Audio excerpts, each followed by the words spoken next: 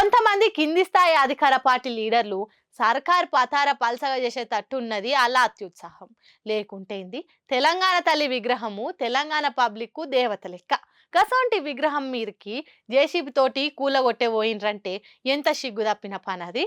తెలంగాణ తల్లి విగ్రహం అంటే అది మన కేసీఆర్ విగ్రహమా, కేటీఆర్ విగ్రహమా? అసొంటి విగ్రహం ఊరి మధ్యలో ఉందని జేసీబీ తోటి కూలగొట్టే తందుకు పోయి కొంతమంది పనిపాట లేనోళ్ళు. ఊర్లో మహిళలు అడ్డంబడి విగ్రహం మీద చేస్తే మర్యాద దక్కదు అని మంచిగా సొట్లు పెట్టినాక అప్పుడు వాపసు పోయారు పోలీసోళ్ళు, అధికారులు. జనగామ జిల్లా దేవరూపుల మండలం కామారెడ్డిగూడెంలో అయింది ఈ వ్యవహారము.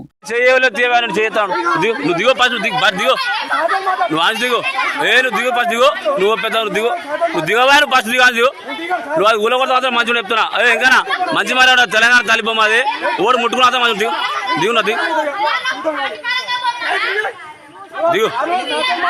కొంతమంది విగ్రహం గూలగొట్టాలని అధికారులకు ఫిర్యాదు చేస్తే వాళ్ళు జేసీబీలతో దిగిపోయారు.